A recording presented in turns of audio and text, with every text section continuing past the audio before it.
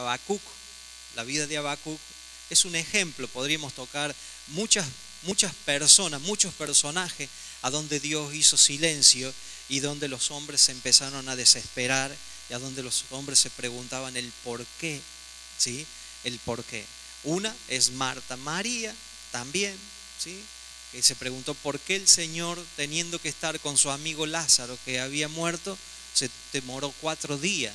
Parece que Dios no reacciona como reacciona un doctor, como reacciona una persona, como reaccionaría mamá o papá cuando un hijo se le enferma o tiene un accidente.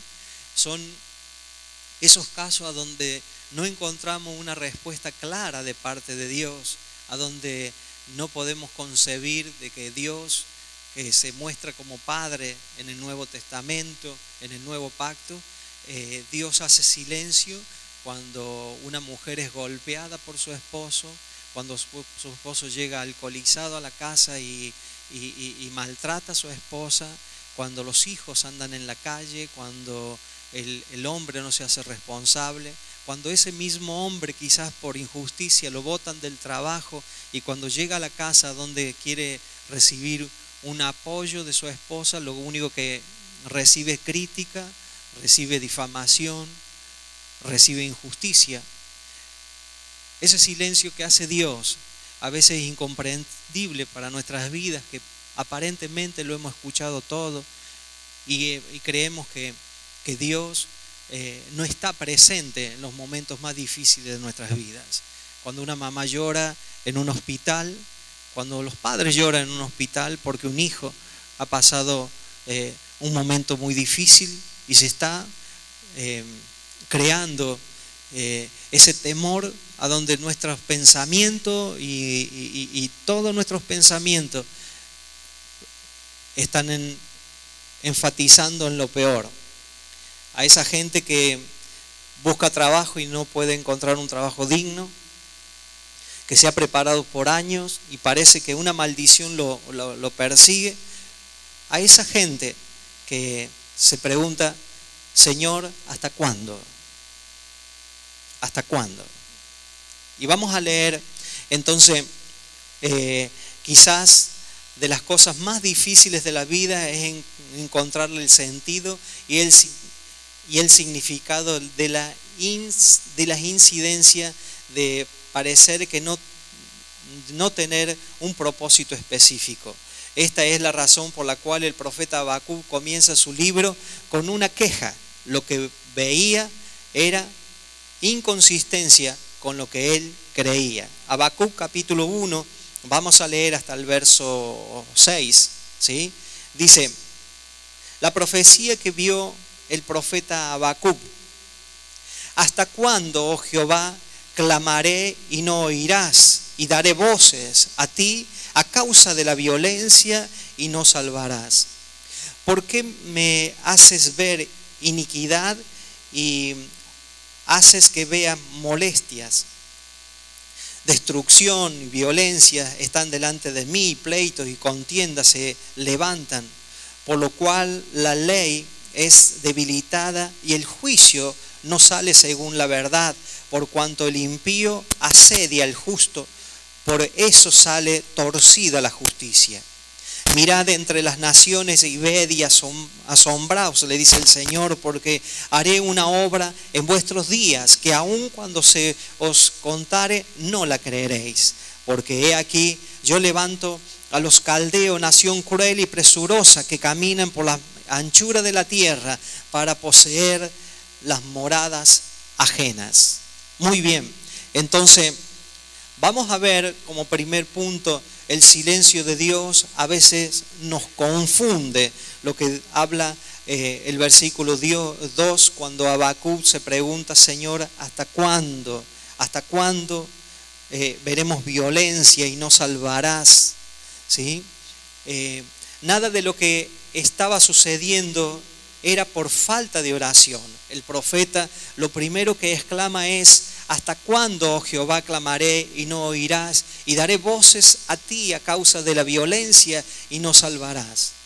Pareciera como si el cielo se hubiera estado en silencio.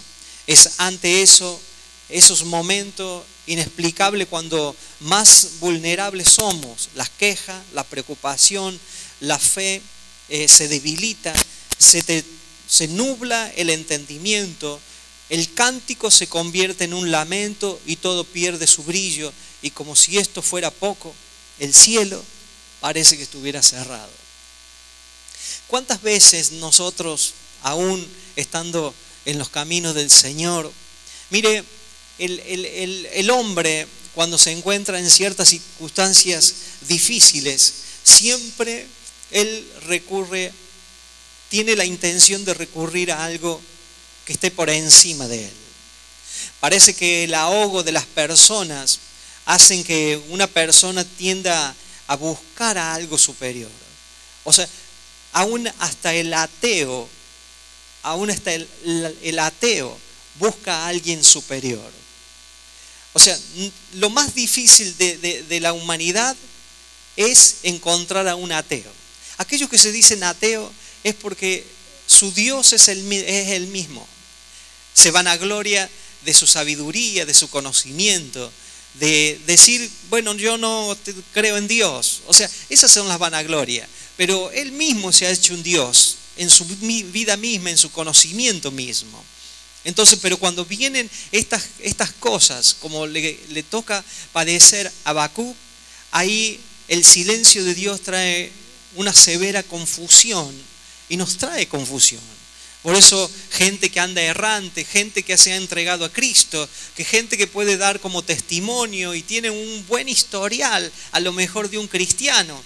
Yo canté con Marco Witt, yo toqué el piano, no sé, con Jesús Adrián Romero.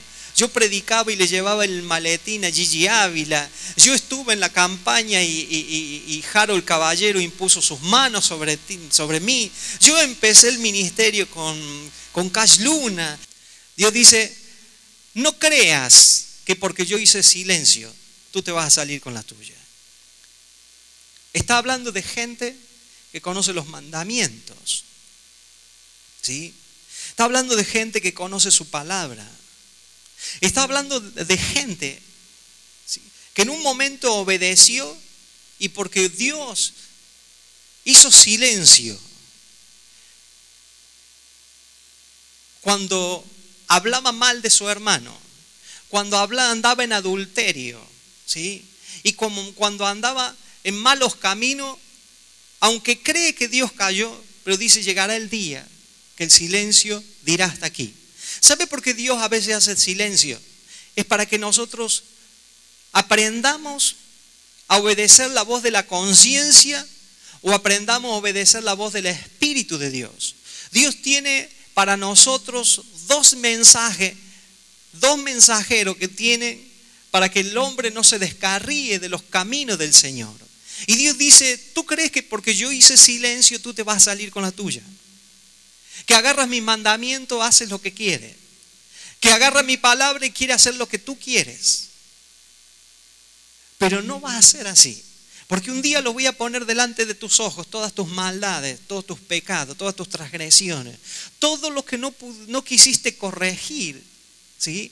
Y agarraste la palabra de Dios en poco. Jugaste con la palabra del Señor.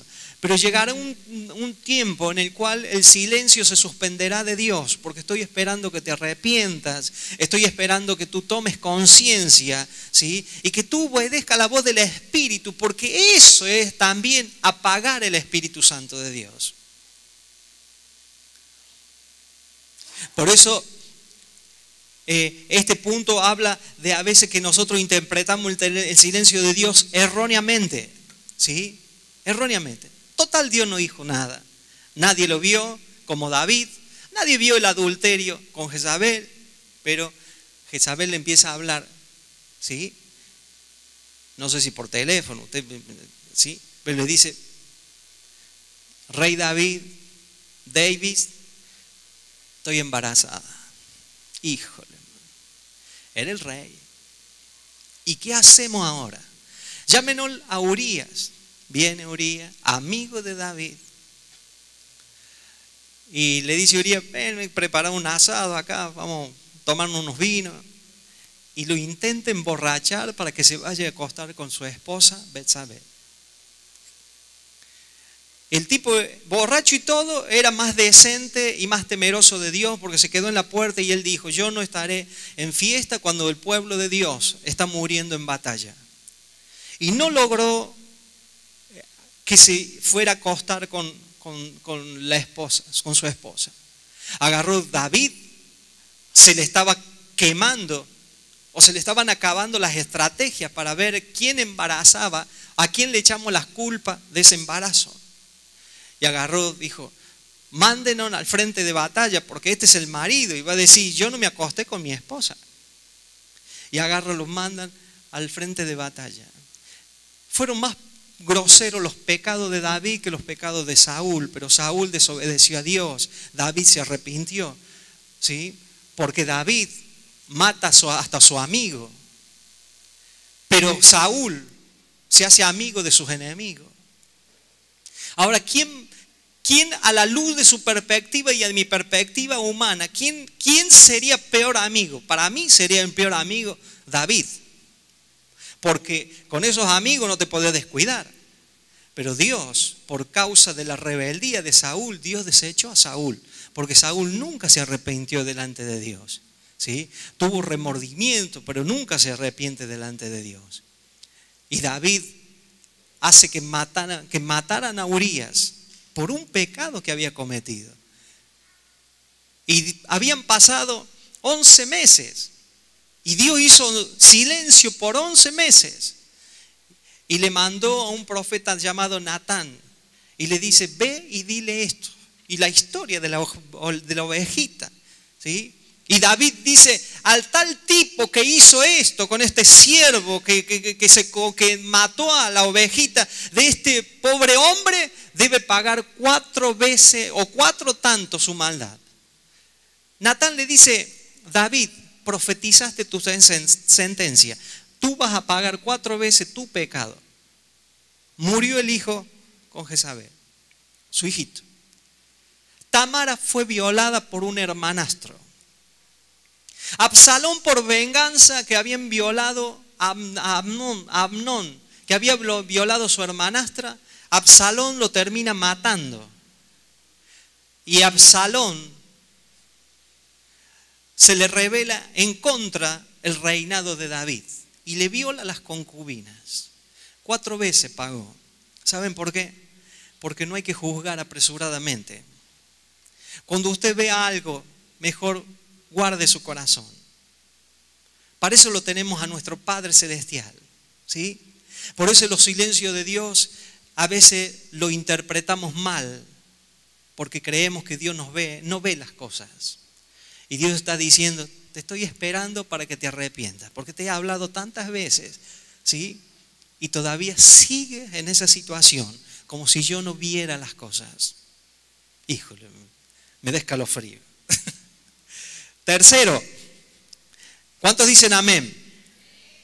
Cuando nos inventamos dioses porque nos desespera el silencio de Dios.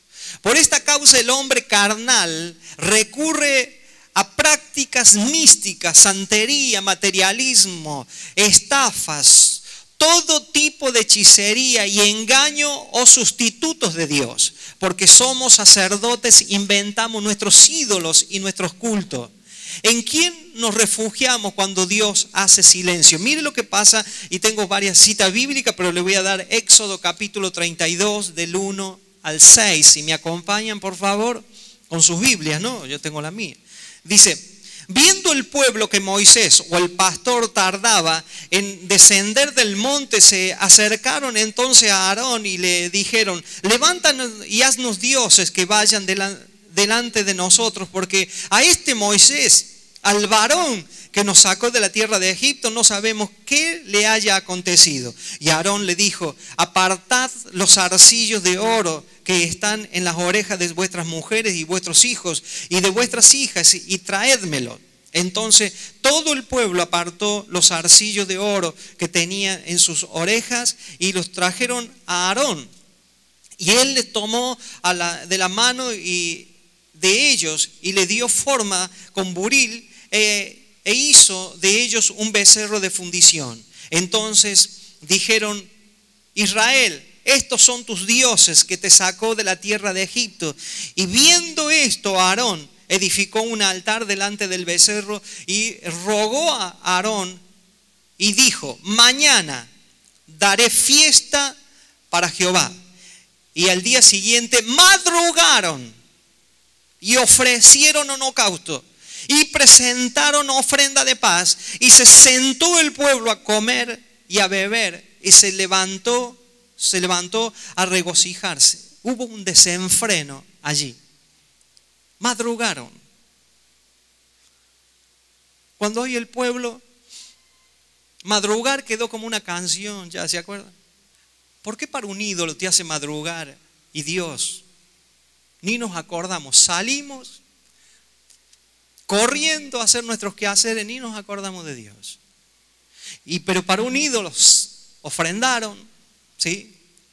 Hicieron sacrificio, madrugaron de mañana para rendir. ¿Por qué? Porque el silencio de Dios le estaba diciendo a Moisés: Moisés, quédate un tantito más para que conozca el corazón que tiene el pueblo. ¿Qué es lo que hizo? Estos son los dioses que nos sacó de Egipto. Por eso permanentemente Dios dice: yo te saqué de la tierra de esclavitud. Yo te saqué de la tierra de esclavitud, la tierra de Egipto, ¿sí? De la tierra de servidumbre. Yo te saqué, ¿sí? Y el pueblo, ¿qué es lo que hizo? Queremos ídolos. Queremos adorar a alguien. Por eso la gente en el silencio de Dios dice: no, esta religión. Y lo toma como religión, pero no lo toma como una relación, como una comunión con Dios. Yo empiezo con una relación con Dios. Se espera que al tiempo en el cual yo me edifique de la palabra del Señor, tener una común unión. Tenemos para todo. Usted vea, una persona tiene para comprar una etiqueta de cigarrillo, pero tú le pides una ofrenda en la iglesia, te da la moneda más chica. ¿Por qué? Concepción de limosnero. ¿Usted cree que con esas personas y con esa mentalidad nosotros podemos establecer el reino de Dios? Y no estoy pidiendo una ofrenda emocional. Queremos que veamos qué es lo que está en primer lugar en nuestro corazón. ¿Qué es lo que está en primer lugar en nuestro corazón? Algunos dirán: yo soy dueño de hacer con el dinero lo que me plazca. ¿Es verdad? Es verdad. Pero no se olvide que es mayordomo. Mayordomo.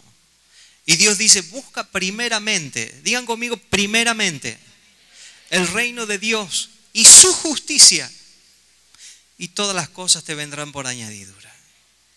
Pero eso sí, a esa persona que un día lo ve en el hospital: pastor, venga a orar por mí porque tengo un cáncer en el pulmón, tengo cáncer en el...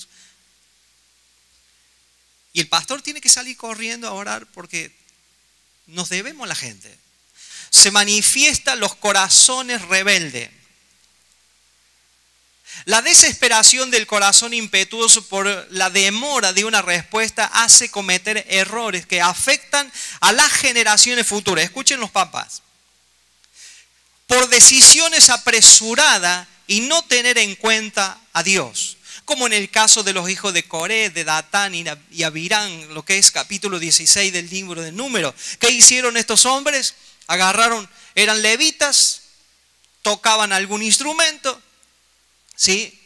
Y agarraron, dice: nosotros también, Dios nos llamó a nosotros. ¿Qué le tenemos que obedecer a Moisés, a Aarón?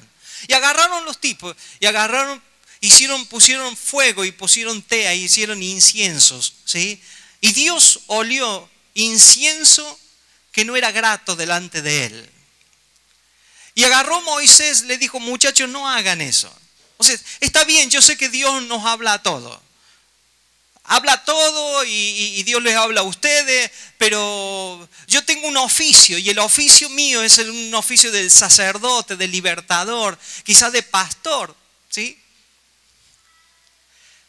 Y había un silencio porque los querían llegar a la tierra prometida y tenían que dar vuelta.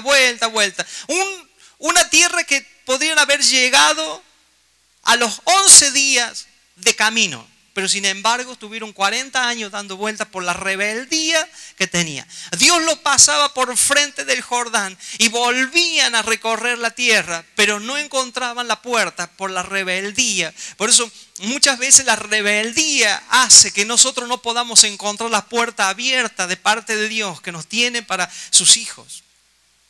Y Coré empezaron a decir, nosotros también podemos hacer. Nosotros también. ¿Por qué? Porque el silencio de Dios trae rebeldía. No, él se la pasó orando y todavía no escucha la oración. Mucha gente se cambia de iglesia porque el pastor ora por un enfermo y no sana. Y sin embargo creen que es el pastor. ¿Sí? Creen que Dios no escucha al pastor, que Dios no escucha al hermano. Dios escucha todo, pero Dios hace silencio. Dios a veces dice, bueno, han orado por prosperidad en mi vida y no es prosperado. Entonces la persona que está orando está mal. Y no es la persona que está orando, es porque usted no siembra. Es porque la gente no quiere sembrar. Nadie puede cosechar lo que no ha sembrado. Nadie puede cosechar amor si no ha sembrado amor. Nadie puede cosechar gracia si no ha sembrado gracia delante de la gente. Y no es la oración espontánea que vayamos a hacer, sino que a veces Dios dice que Jesús pasaba por muchos lugares y muchos lugares no pudo hacer milagro por causa de la incredulidad de la gente. La gente cuando pasa un silencio de Dios se vuelve hasta incrédula a veces. Y estos Corea, Virán y agarraron, se levantaron contra Moisés. Y Moisés le dijo, bueno, mañana nos vamos a presentar delante del tabernáculo, a la puerta del tabernáculo, y cada uno va a tener su tea ardiente. Y vamos a ver a quién le escucha a Dios. Y Dios le dijo a Moisés, mira, Moisés, manda a apartar a toda la gente de estos rebeldes, porque voy a abrir la tierra y los vamos a tragar, se van a tragar todos. Todos, la tierra los va a tragar. Dicho y hecho, Moisés empezó a decirle con Aarón, apártense de ellos, porque usted no va a pagar el inocente por el culpable. Y dice que la tierra se abrió 250 personas y las tragó. ¿Y cómo será el espíritu de rebeldía? El espíritu de rebeldía es contagioso, que al otro día la misma gente que corría y que le decía huyamos porque la tierra nos traga vivo, esa misma gente al otro día se levanta, lee el capítulo 16 de Números, se levanta con el mismo espíritu de rebeldía y le empieza a echar la culpa a Aarón y le empieza a echar la culpa a Moisés, porque por causa de ellos estaban muriendo en Egipto. Y dice que ellos se postraron rostro a tierra y pidieron perdón y y Moisés le decía, Señor, no tome en cuenta este pecado.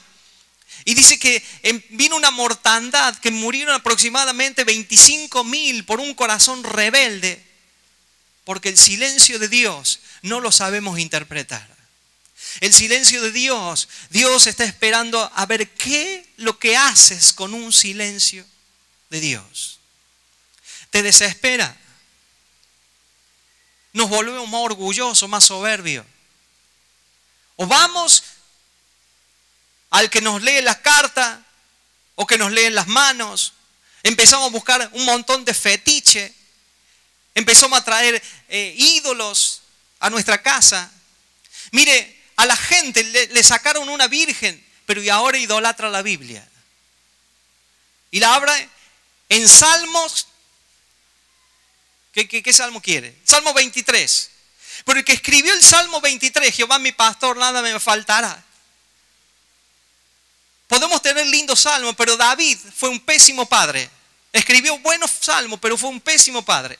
Podemos tener toda la literatura y podemos tener toda la revelación de la palabra del Señor, pero terminar siendo pésimos padres porque tenemos un buen padre, pero sin embargo, como padre nosotros no transferimos eso a nuestros hijos. Jehová mi pastor, nada me faltará. Si no te falta a ti, pero a tus hijos les falta.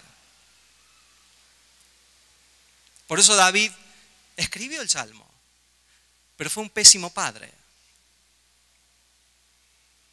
No se lo digo nada. Entonces, el silencio de Dios. Podemos ver la vida de Saúl. Violó el pacto del sacerdocio por la impaciencia, haciendo a su voluntad las cosas sin tener en cuenta la palabra de Dios. Pueden leer después 1 Samuel capítulo 13. Saúl, típico personaje impaciente. por tomar unas ovejas se soltó de la mano de Dios. ¿Qué hizo Saúl? Dice que porque el pueblo estaba, dice que el pueblo o el ejército se estaba rebelando. ¿Y qué es lo que agarró? Samuel le dijo, el profeta Samuel, espérate que yo llegue para que tú enfrentes a los filisteos. ¿Qué es lo que hizo? Llegó al 7º día y Samuel no llegaba, empezó a hacer la labor de sacerdote. Y le dice tal cual Samuel, el profeta Samuel le dice a Saúl, ¿qué has hecho? Locamente has hecho. Por cuanto te rebelaste en contra de Dios, en contra de la palabra de Dios, Dios te quitará del reinado, ¿sí? Ya no será permanente, se lo traspasará a otro. Por una locura que hizo Saúl. Son los típicos personajes. El pastor no me pone, bueno, yo me levanto como pastor. ¿Quién te llamó? No, yo me autodenomino. Recibe una indemnización, un espíritu de Diótrefes, se compra 30 sillas y ahora yo abro las persianas, aquí yo soy pastor ahora. ¿Ordenado por quién? Te mandó el Espíritu Santo. Yo creo que si una persona no levanta el Espíritu Santo, no hay hombre, ni institución, ni denominación que lo pueda frenar. ¿Sí?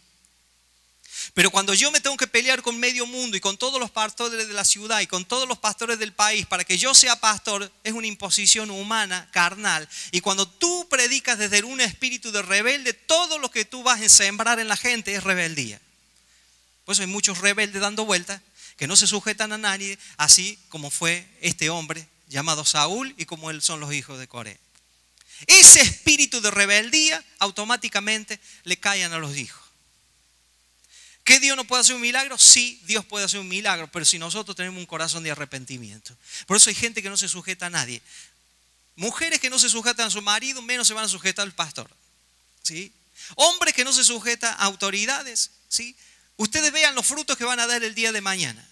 Por eso cuando yo salgo de mi cobertura, cuando yo soy una persona rebelde y digo, no, acá yo hago mi changarro y yo me compré una silla y ahora soy el reverendo no sé qué, ¿sí? Y ahora vengan, claro, porque tiene un espíritu para evangelizar. Dios no va a revocar los dones, pero sin embargo, tú vas a alimentar de las perspectivas de la rebeldía, desde la crítica, de la queja, de la difamación, ¿sí? De estar en contra de las personas, ¿sí? Por eso un espíritu de rebeldía se contagia a los otros. ¿Qué es lo que hizo Saúl? Por tomar unas ovejas se soltó de la mano de Dios. Hay gente que por tomar un sueldo, por tomar dinero, se suelta de la mano de Dios. Gente que son ministros. No vamos a ensuciar a los pastores, son ministros. Por tomar una oveja que a lo mejor tiene recursos económicos, se sueltan de la mano de Dios. Y aceptan de la gente de ese tipo de gente que son rebeldes, que con tal que le dé una ofrenda, que con tal que le dé un diezmo, nos soltamos de la mano de Dios. ¿Saben por qué? Porque estamos inventando ídolos, aunque nosotros utilizamos la palabra del Señor. Que el silencio, parece que tuviera Dios aquí haciendo silencio con ustedes. Último punto. Cuando el cielo está en silencio, Dios continúa cumpliendo su propósito, lo que dice verso 5 y verso 6. La respuesta del cielo cuando Dios te hable puede ser extraña. Dios le dijo al profeta que él levantaba a los caldeos. Mire lo que hace Dios. Nación cruel y presurosa. Muchas veces Dios usa al impío para hacernos volver a su justicia. Lo que dice el verso 5. Si nos contaran, no las creeríamos. Creo personalmente, y esto es de mi perspectiva, que el umbral del dolor estamos muy por debajo de los tiempos en los cuales nosotros estamos viviendo. Surge la queja, la confusión, el desaliento, la deserción al llamado cuando Dios hace silencio. Para Habacuc realmente reaccionó inmediatamente. Fueron quejas, pero la conclusión fue alabanza. Personalmente creo, hermanos, ¿no?, que el umbral del dolor para nosotros en esta generación está muy bajo. Y le explico esto. Que por cualquier cosa nos quejamos. Que por cualquier cosa, ¿dónde está Dios? ¿Sí? Una enfermedad, una gripe. Ya no voy más a la iglesia, Dios no me escucha. El umbral del dolor que estamos pasando como generación. ¿Sabe por qué? Porque fue una mala evangelización que nos hicieron a nosotros. Un Dios que cubre necesidades. Y dejamos de ver de un Dios que cumple propósito en nuestras vidas. Cuando yo puedo entender mi propósito, un cáncer, para mí no es la desesperación. No tendría que ser la desesperación.